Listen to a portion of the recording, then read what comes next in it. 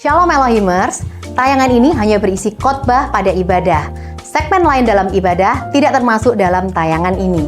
Kami sangat mengharapkan Bapak Ibu Saudara dapat hadir secara onsite untuk mengikuti keseluruhan ibadah yang ada di GPDI Elohim Sidoarjo. Tuhan Yesus memberkati. Puji Tuhan, selamat siang, selamat pagi, Oma Opa. Siapa senang pada pagi hari ini? Haleluya, berikan tepuk tangan buat Tuhan Yesus. Ya, saya sebagai gembala juga sama-sama juga lansia. Umurku sudah jalan 71. Tadi Pak Edi bilang saya sudah 72 kalau hitungan orang Cina katanya. Ya, tapi selamat ulang tahun yang ke-20 untuk lansia yang merayakan ulang tahunnya, ibadah lansia ini pada hari ini. Saya pikir-pikir mau khotbah apa ya. Tiba-tiba saudara perlu juga mengetahui bahwa salah seorang anggota lansia baru meninggal. Ya, namanya Bu Winarti kalau nggak salah. Tadi baru saya lepaskan jenazahnya untuk dikuburkan. Jadi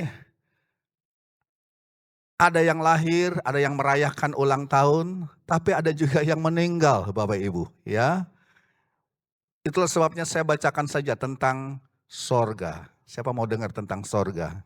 Semua kita akan ke sana, saya akan ke sana. Semua lansia juga siapa yang duluan nggak tahu. Ya, kita semua akan pergi ke sana. Jadi saya kasih judul khotbah pada ultah lansia ini adalah sorga adalah suatu tempat tertentu.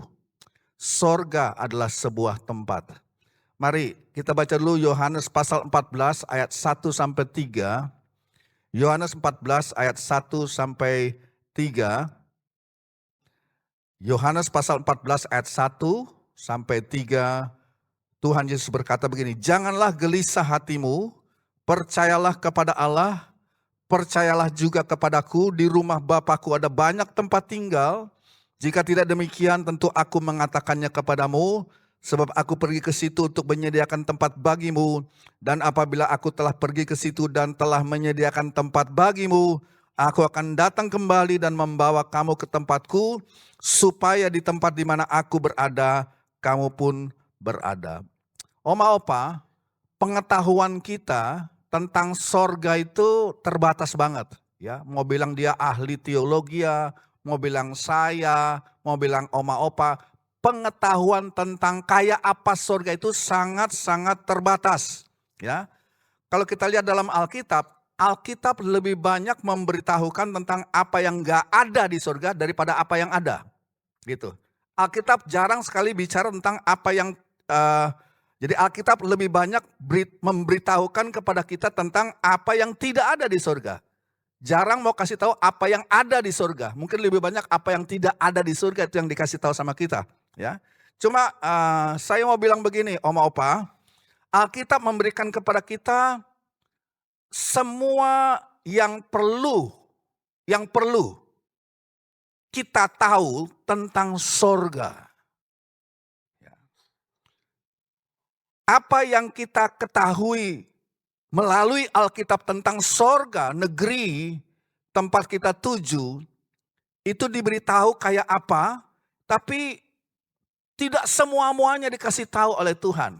Jadi apa yang kita ketahui dari dalam Alkitab yang kita akan lihat sebentar sedikit saja, ya, itu saya kira sudah cukup untuk membuat kita semakin rindu mau pulang. Amin, saudara.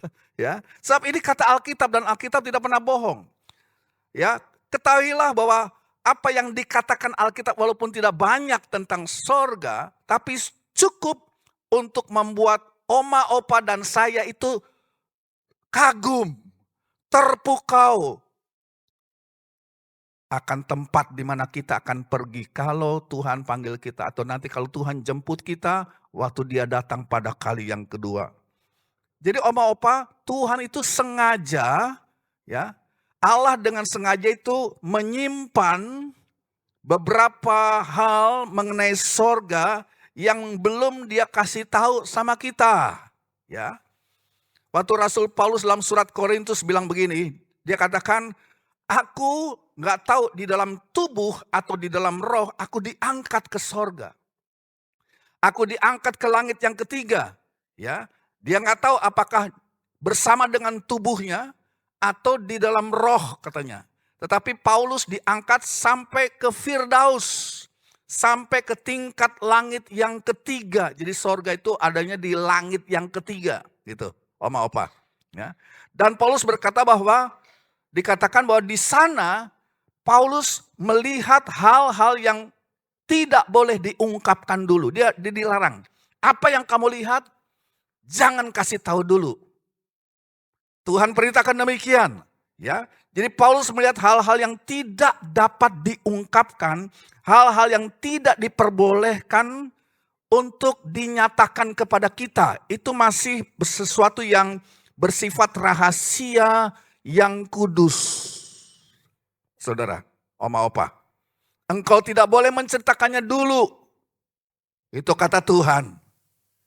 Jadi Allah telah menyimpan sesuatu yang sangat luar biasa, Oma Opa. Buat kita, dia belum kasih tahu semuanya kayak apa surga, tapi kita bisa ngintip sedikit. Ya, seperti apa yang dikatakan dalam Alkitab. Ya. Jadi Allah telah menyimpan sesuatu yang sangat luar biasa buat Oma Opa dan buat saya, yaitu tempat yang disebut sorga. Nah, siang hari ini, pagi hari ini dalam peringatan ulang tahun lansia yang ke-20, saya memberikan 3 mungkin. 3, ya bilang saja 3 atau 4 fakta kenyataan tentang sorga seperti yang diajarkan Alkitab. Mungkin Oma Opa juga udah tahu, Oma Opa kan bukan orang baru lagi dalam Tuhan, sudah lama, udah puluhan tahun. Ya, tapi saya cuma mau ingatkan, bisa ditampilkan fakta pertama.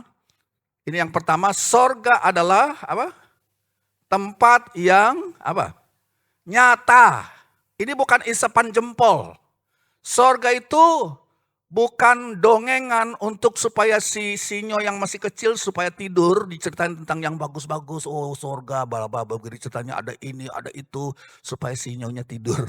Enggak, ya itu bukan dongeng. Sorga adalah sesuatu yang nyata, bukan khayalan, bukan cerita untuk meninak bobokkan anak kecil yang susah tidur.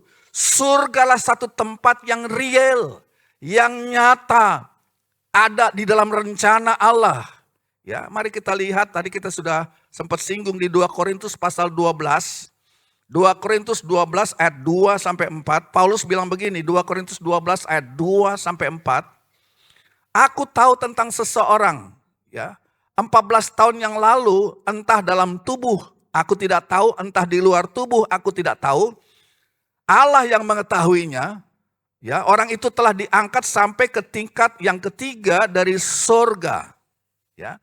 Jadi Paulus sebenarnya dia sedang bicara tentang dirinya. Yang dia maksud ini orang, aku tahu orang tertentu, itu bukan orang lain. Dia bicara tentang dirinya sendiri, aku Paulus. Ya, perhatikan baik-baik, dikatakan, entah aku berada dalam tubuhku atau di luar tubuhku, aku nggak tahu, kata Paulus. Nah ini sangat penting Oma Opa, kenapa? Ayat ini menunjukkan waktu Paulus katakan, aku nggak tahu, pokoknya Tuhan yang tahu, aku diangkat ke Firdaus, ke langit yang ketiga. Aku nggak tahu dalam tubuh atau di luar tubuh, di dalam roh. Nah ini sangat penting karena ayat ini menunjukkan kepada kita, Oma Opa, bahwa surga adalah tempat yang begitu nyata sehingga mampu menampung keberadaan tubuh.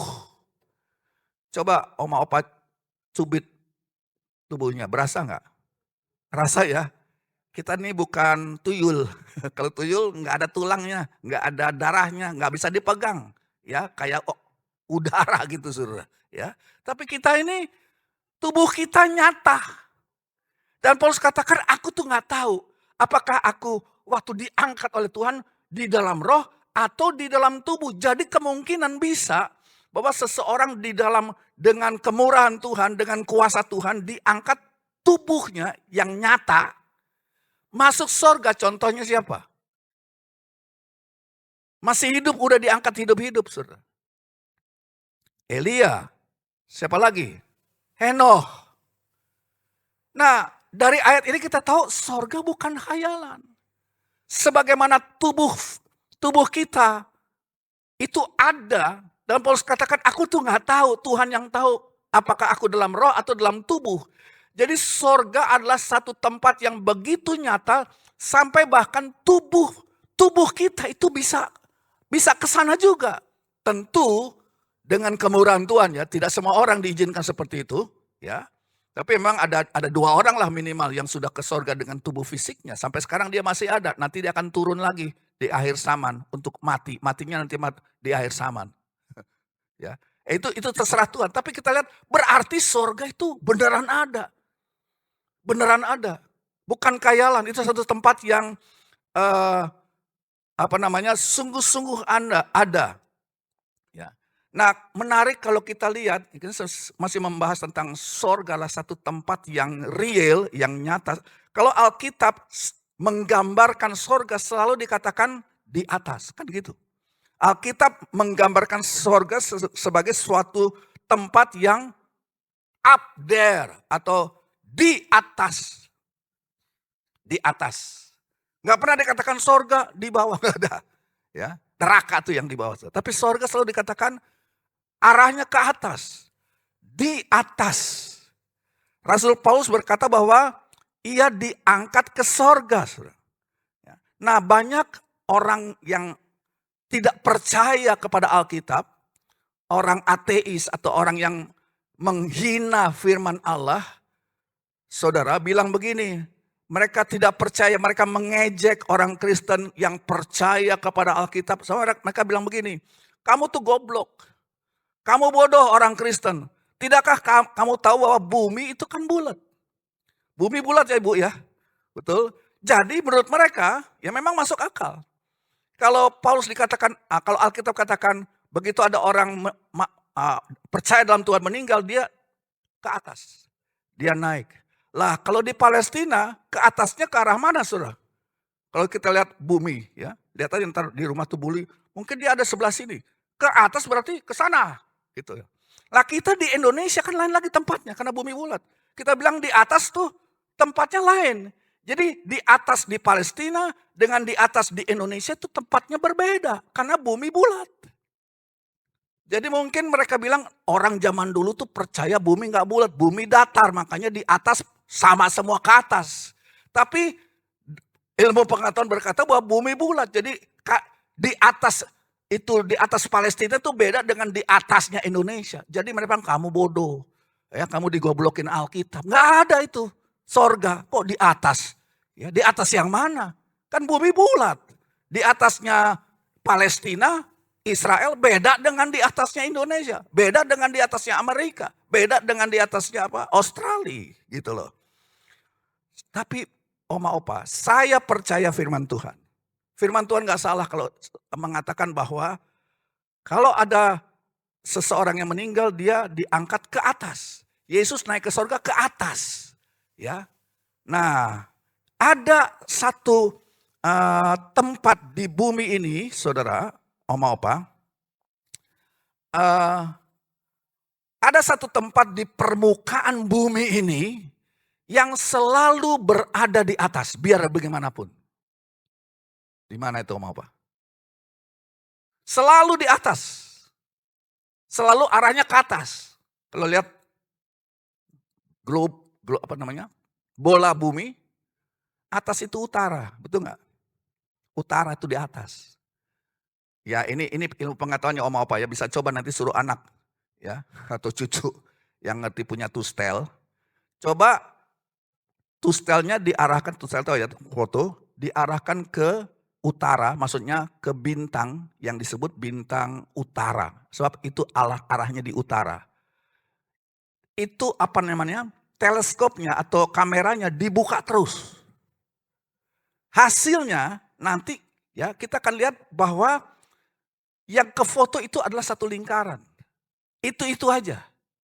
Ya kalau sekarang kita foto di Indonesia kita foto ke ke atas, nggak ada bentuk lingkaran. Jadi singkat cerita ya,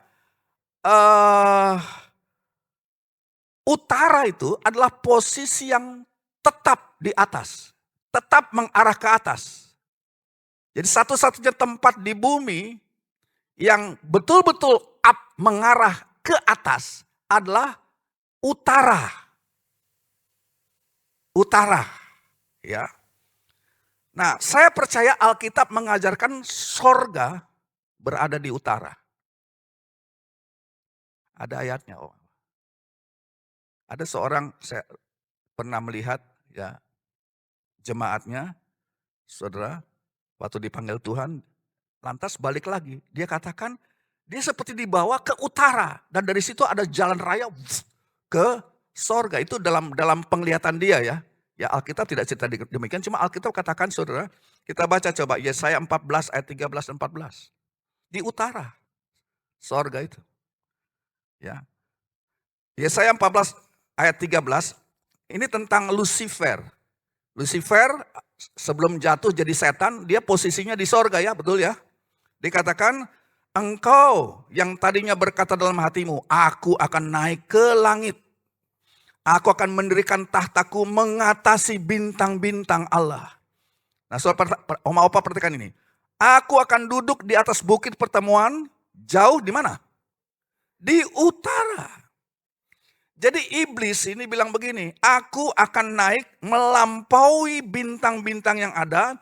Aku akan pergi ke tempat di mana Allah berada. Aku akan meninggikan tahtaku di sana. Di mana? Di utara. Alkitab. Satu lagi ayat, saya berikan ayat ya. Di dalam kitab Imamat.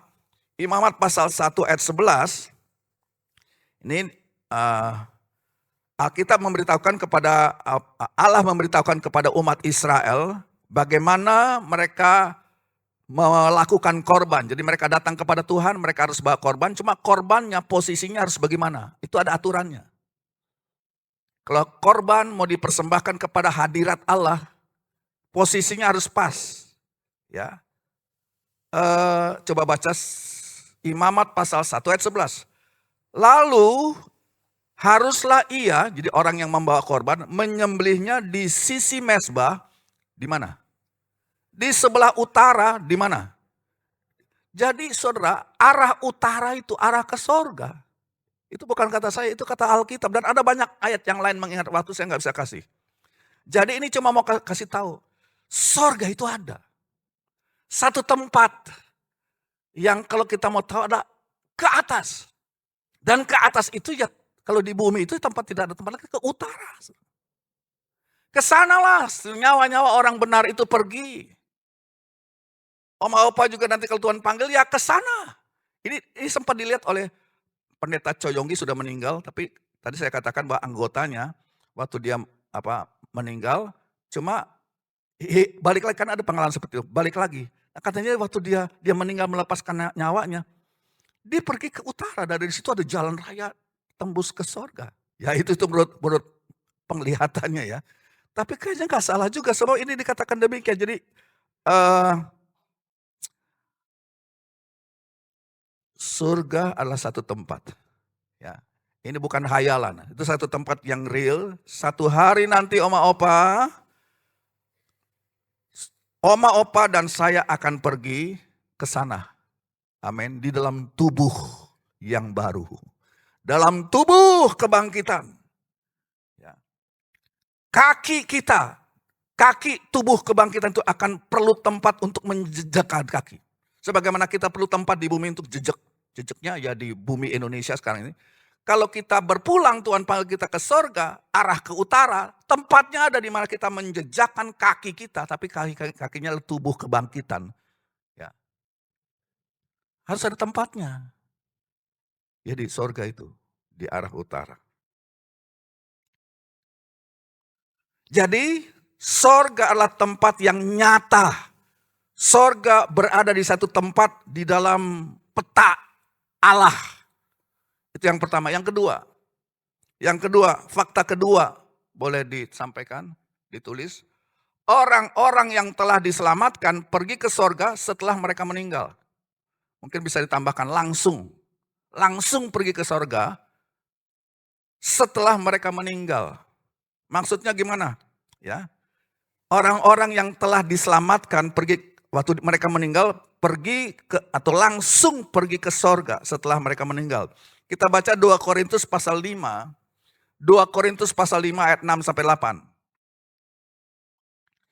Maka oleh karena itu hati kami senantiasa tabah, meskipun kami sadar bahwa selama kami mendiami tubuh ini, kami masih jauh dari Tuhan. Jadi tubuh ini adalah semacam rumah dan dikatakan selama kita oma opa masih diam dalam tubuh ini, kami jauh dari sorga. Karena masih tinggal di bumi ini, di dalam tubuh fisik kita. Ya, ayat 7, sebab hidup kami itu ini adalah hidup karena percaya bukan karena melihat, tetapi hati kami tabah dan terlebih suka kami kami beralih dari tubuh ini untuk menetap kepada Tuhan. Jadi Paulus katakan kami tahu, kami yakin selama kami diam dalam tubuh ini, kami masih jauh dari Tuhan. Ya, jadi tubuh kita ini adalah seperti sebuah rumah. Ya, kita tinggal dalam rumah tubuh fisik kita. Selama kita berada dalam tubuh ini, kita belum berada di hadirat Allah, di sorga, kita masih jauh katanya. Ya. Kemudian, waktu kita meninggal, selalu saya katakan dalam penguburan, roh anak Tuhan tuh gak pergi gentayangan kemana-mana. Ya. Dikatakan tadi, ayat 8, hati kami tabah. Jadi anak Tuhan hati harus punya iman yang tabah, iman yang kuat bahwa kalau kita meninggal, kita yang percaya kepada Tuhan, kita beralih, pindah, langsung. Gak dikatakan pergi dulu muter-muter 40 hari, 100 hari. Enggak ada itu. Itu dongeng dari mana itu? Itu adat manusia ciptakan. Tapi Alkitab tidak katakan demikian. Ya, dikatakan selama kita berada dalam tubuh ini, jadi kami tahu bahwa selama kami dalam tubuh ini, kami masih jauh dari Tuhan. Ya. Sebab hidup kami adalah hidup karena percaya dan seterusnya. Jadi kami beralih, ayat 8, hati kami tabah dan terlebih suka kami beralih. Terlebih suka kami beralih dari tubuh ini menetap pada Tuhan. Beralih, pindah langsung. Enggak gentayangan kemana-mana, oma opa. Ya. Jadi orang-orang kudus yang mati dalam Kristus langsung pergi ke sorga ketika mereka meninggal. Ada orang berpikir bahwa yang meninggal itu tidur di kuburan, tertidur di alam barzah, di dalam kubur, sampai nanti menunggu hari kebangkitan. Enggak, tubuh kita yang tinggal di kuburan dan hancur menjadi tanah di kuburan. Tapi roh kita langsung beralih, dikatakan, beralih dari tubuh ini menetap bersama-sama dengan Tuhan. Di mana tempatnya Tuhan? Ya di utara itu, di sorga. Nah, kita ingat waktu salah seorang penjahat yang percaya kepada Yesus di sebelah kiri atau kanan Yesus waktu disalib. Waktu dia percaya terima Yesus, Tuhan ingat sama saya kalau engkau kembali kepada kerajaanmu di sorga. Tuhan bilang apa? Tuhan gak bilang, ntar dulu ya, kamu harus lewat proses. Nanti harus ke sana dulu, Gak bisa langsung bro. Enggak. Hari ini juga, kata Tuhan Yesus. Enggak pakai lama. Engkau berada bersama-sama dengan aku di Firdaus. Haleluya. Jadi enggak kemana-mana, hari ini juga. Waktu Yesus mati, ya, dia membawa roh orang yang sudah meninggal. Walaupun dia penjahat, seumur hidupnya dia bikin jahat. Tapi waktu dia terima Tuhan, diampuni dosanya. Dan dijamin rohmu gak kemana-mana, gak turun ke neraka, gak kemana-mana, gak dibawa setan ngider-ngider, gak. Dijemput oleh Tuhan sendiri. Dibawa masuk sorga langsung itu.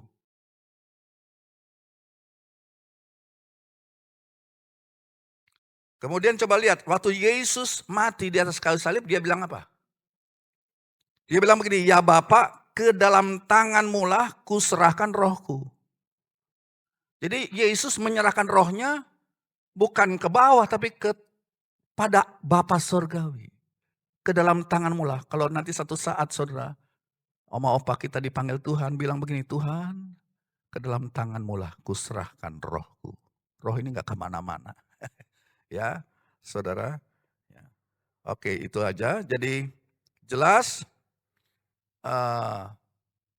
orang yang percaya mati dalam Tuhan, tadi bilang mana? Orang-orang yang telah diselamatkan pergi langsung ke sorga setelah mereka meninggal.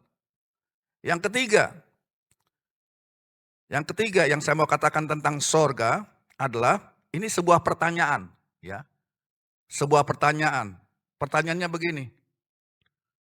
Oke, di sini ditulis kita akan mengenali orang-orang yang kita kasihi di sorga. Ya, kadang-kadang kan orang suka tanya, nanti kalau sampai ke sorga kita mengenali nggak? Itu anakku, itu apa anggota keluargaku atau suamiku di bumi ini. Sebab di sorga nggak ada kawin mengawinkan lagi. Jangan berpikir, wah itu suamiku kawin lagi ya kita. Nggak ada ceritanya seperti itu. So. Di sorga nggak ada kawin mengawinkan lagi. Tapi kita bisa kenal keluarga kita. Kita bisa kenal. Coba baca ayat 1 Korintus pasal 13 ayat 12. 1 Korintus 13 ayat 12 katakan, karena sekarang kita melihat dalam cermin satu gambaran yang samar-samar. Ini maksudnya apa nih waktu Paulus katakan sekarang kita melihat Tuhan itu dalam gambaran yang samar-samar. Ya. Cermin, nah di zaman dulu cermin itu, jadi istilah cermin yang dipakai oleh Paulus di sini, ya dikatakan karena sekarang kita melihat dalam cermin. Cermin zaman dulu beda dengan cermin zaman sekarang. Cermin zaman sekarang tuh dibaliknya dikasihin apa?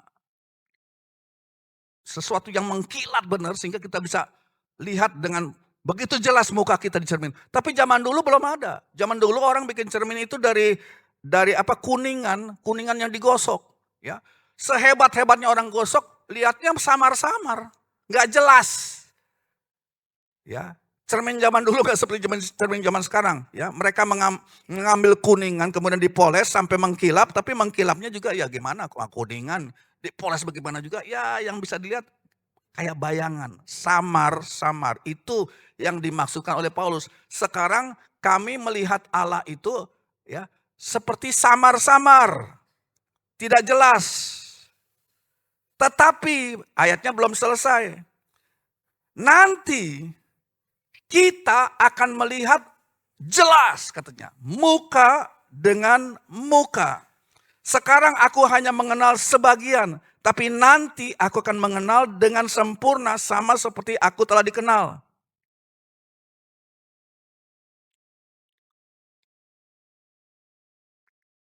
Jadi itu yang ketiga. Bahwa kita akan mengenal. Sekarang belum jelas, nanti akan jelas. Akan clear, akan jelas jelas-jelasnya. Saudara, berarti ya kita akan mengenal dan melihat bahkan dengan sempurna. Ya, dan saudara akan jumpa lagi dengan keluargamu yang meninggal dalam Tuhan. Kita akan melihat sekarang ya, belum terlalu jelas. Contohnya 2 Samuel pasal 12. 2 Samuel pasal 12 ayat 20. Ya, surat 2 Samuel 12 ayat 20 ini contoh. Ya, Daud ini baru anaknya lagi sekarat. Dia berdoa, Tuhan, mau sembuhin anakku. Dia berdoa sampai gak mau makan. Dia bertiarap, dia masuk gereja, dia masuk Ka'bah, dia tiarap. Dia gak mau makan, gak mau minum, minta Tuhan. Anak ini lagi sekarat, ya mau mati. Sembuhkan jamah, tapi Tuhan gak dengar. Anak itu mati. Selesai itu saudara, waktu tahu bahwa anaknya mati, meninggal, sudah. Daud tenang aja. Daud gak, ya mungkin dia sedih, tapi Daud berdiri dikatakan, pulang ke rumah, dia mandi, dia pakai minyak wangi, dia minta makan. Sampai para pegawainya bingung, loh tadi nangis-nangis kamu minta dengan sungguh-sungguh, sekarang kamu waktu anakmu dipanggil bukan tambah nangis, bukan tambah guling-guling. Bukan tambah protes sama Tuhan, kok Tuhan kok gak dengar permintaan doaku. Enggak. Nah apa jawab Daud? Coba kita baca ayat selanjutnya. Daud bilang begini, selama anak itu masih hidup, aku berpuasa, aku menangis. Sebab pikirku, siapa tahu Tuhan mengasihani aku sehingga anak itu tetap hidup. Tetapi sekarang dia sudah mati. Mengapa aku harus berpuasa? Dapatkah aku mengembalikannya lagi? Nah ini garis bawahi. Aku akan pergi kepadanya, tetapi ia tidak akan kembali kepadaku. Jadi berarti kesimpulan kita, Daud itu mengenali aku yang akan pergi. Jadi Daud menulis ini pasti dengan pimpinan Roh Kudus. Dia gak bisa datang ke sama saya, aku yang akan pergi ke dia. Berarti aku akan pergi ke dia, aku pasti bisa mengenali di seberang sana. Aku akan pergi kepadanya. Bukan begitu sampai surga semuanya gak ada yang dikenal. Wah bingung, mana? Enggak. Aku akan pergi kepadanya. Ngerti ya? Jadi ini bukti bahwa kita akan pergi kepada orang-orang yang kita kenal di bumi ini. Anak saudara, suami, istri, oma, opa, orang tua dan sebagainya.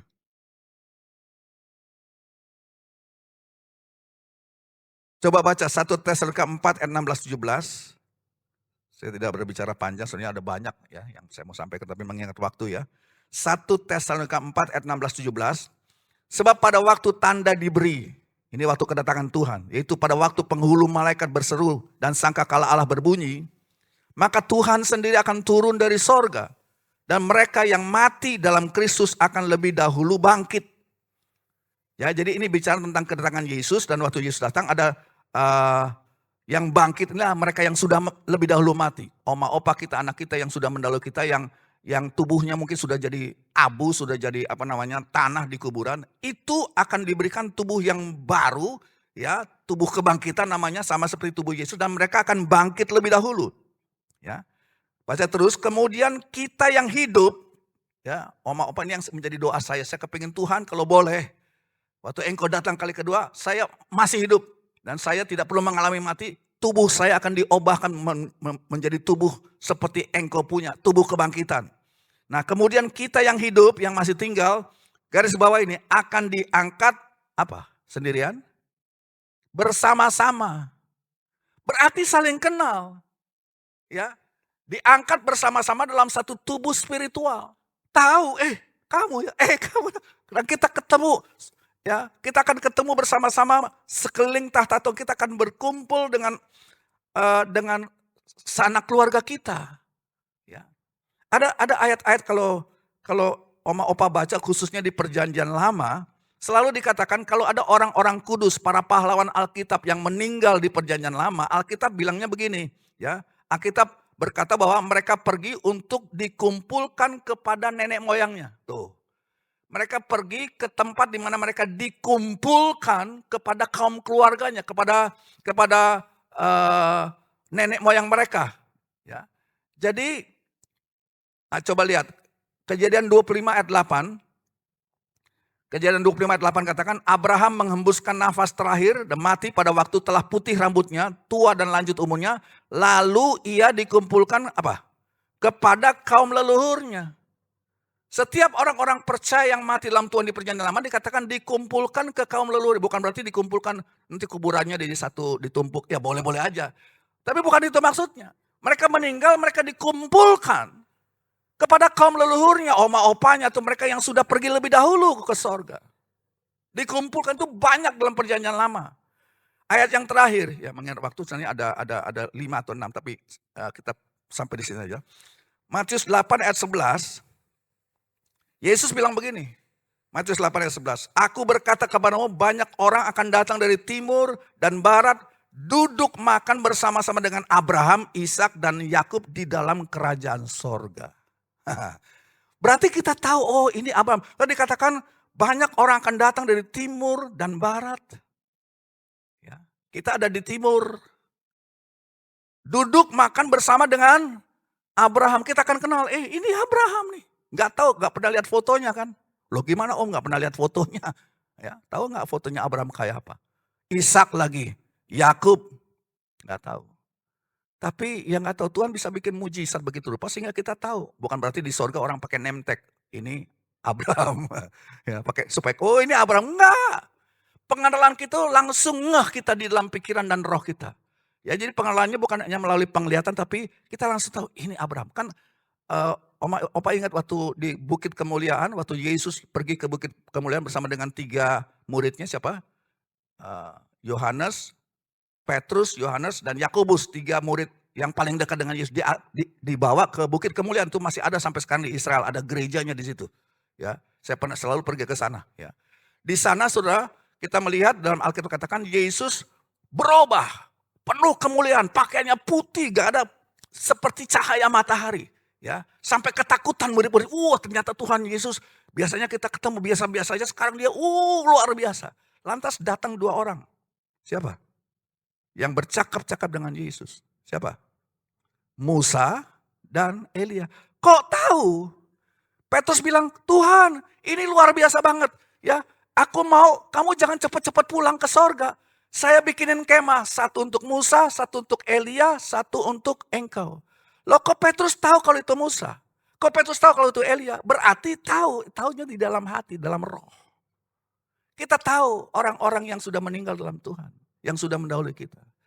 Jadi oma-opa, ya ini memang ulang tahun ya. Ada yang dilahirkan, tapi juga ada yang ada meninggal. Saya baru melepaskan mereka Ibu Winarti yang meninggal. Tapi jangan takut, kita akan ketemu lagi. Amin. Surga adalah satu tempat yang real, yang nyata. Masih ada banyak yang lain yang saya mau bahas, tapi mengingat waktu, kita sampai di sini saja. Ya, tetap setia. Amin, amin om apa? Katakan kiri kanan, kalau mau jumpa dengan keluarga kita, tetap setia, bilang begitu.